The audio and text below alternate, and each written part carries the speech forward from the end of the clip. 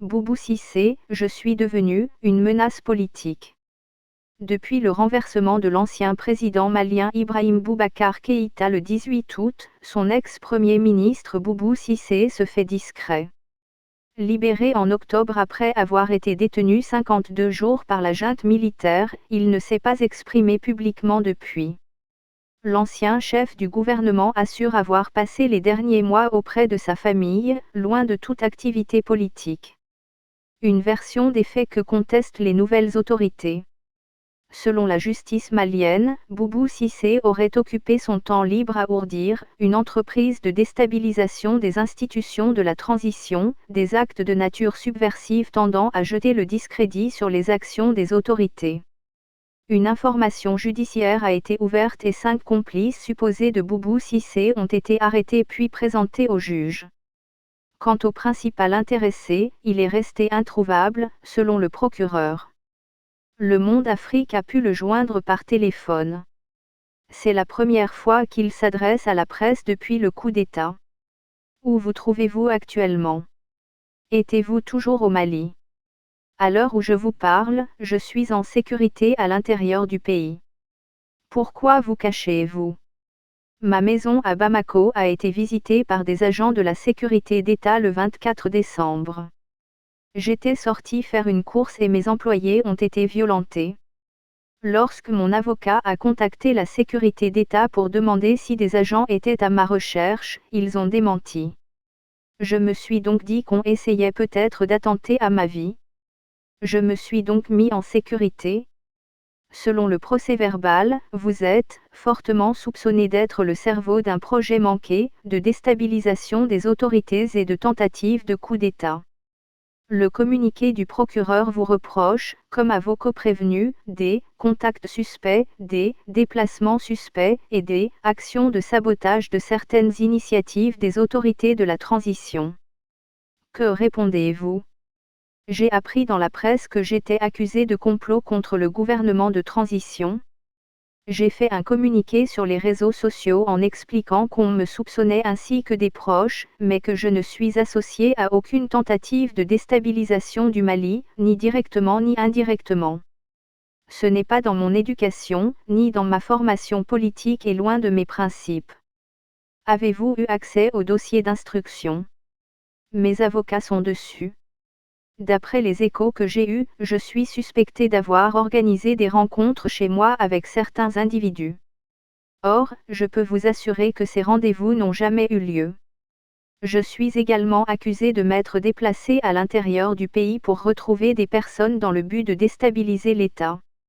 Mais, de la fin de ma détention au camp militaire de Kati jusqu'à très récemment, je n'ai pas quitté Bamako.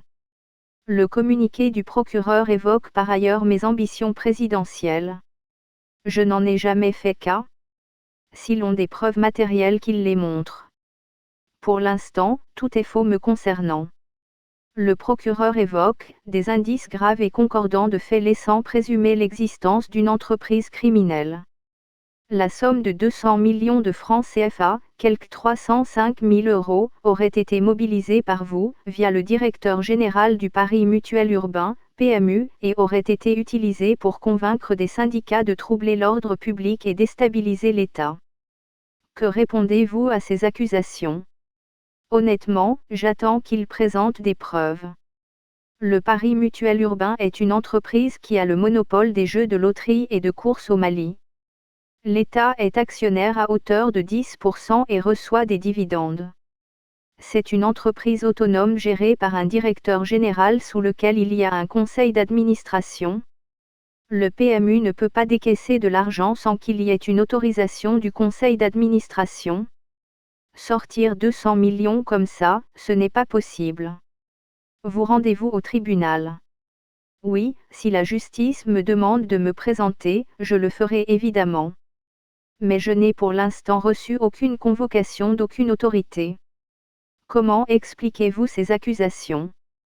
Au départ, je pensais qu'il s'agissait d'une incompréhension, mais je me demande de plus en plus si ce n'est pas une cabale organisée contre ma personne. Il semblerait que je sois devenue malgré moi une menace politique. Aujourd'hui, vous n'occupez plus aucune fonction.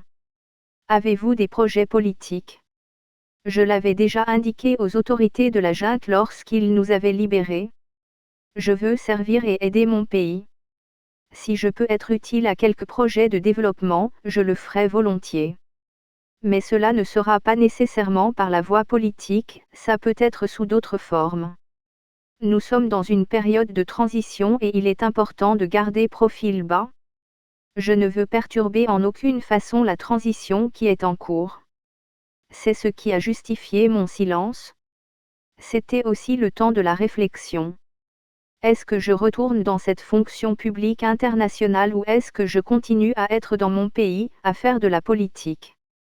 Comment avez-vous vécu la journée du coup d'État? J'ai été très surpris et je ne suis pas le seul. Je pensais que le Mali avait acquis une certaine maturité politique après le putsch de 2012. Qu'on en avait tiré les leçons. Le matin du 18 août, j'étais dans mes bureaux à la primature quand on m'a annoncé l'enlèvement du ministre de l'économie et des finances par des membres de la garde. J'ai appelé le ministre de la Défense, prévenu le président de la République et le directeur général de la sécurité d'État.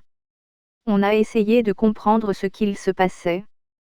Très vite, on a appris que le chef d'état-major de la garde avait lui aussi été enlevé, ainsi que le président de l'Assemblée nationale et qu'une mutinerie était en cours à la garnison militaire de Kahati, à 15 km de Bamako.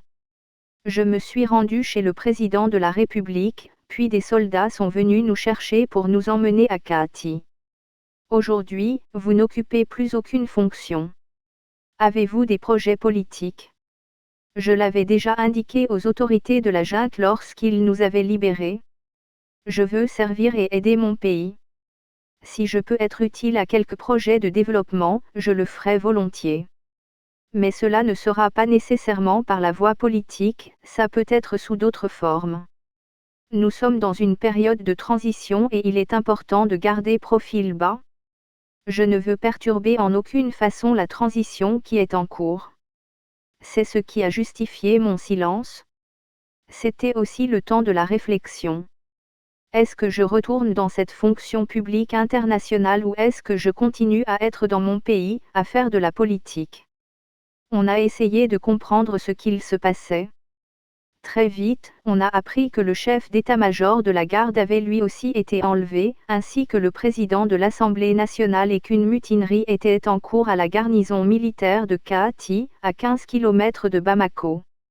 Je me suis rendu chez le président de la République, puis des soldats sont venus nous chercher pour nous emmener à Kahati. Le cercle présidentiel a-t-il été infiltré, selon vous? Je ne sais pas s'il y a eu infiltration, mais ce qui est sûr c'est qu'il n'y a pas eu de résistance de la garde présidentielle. Probablement parce qu'elle n'en avait pas les moyens, mais aussi parce que le président a demandé à ce qu'il n'y ait pas d'effusion de sang. Il l'a fait savoir à sa garde, qui a compris qu'il ne fallait pas agir, laisser la colonne venir et le prendre. Selon le procureur, vous nourrissez des ambitions présidentielles.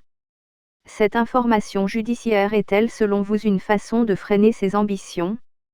Je ne suis pas loin de le penser. C'est un potentiel nettoyage politique, peut-être même un assassinat politique. Il verrait en vous un potentiel dauphin d'Ibrahim Boubacar Keïta. Oui. Serez-vous candidat à l'élection présidentielle prévue à la fin de la période de transition, dans 14 mois? Tout est possible pour moi.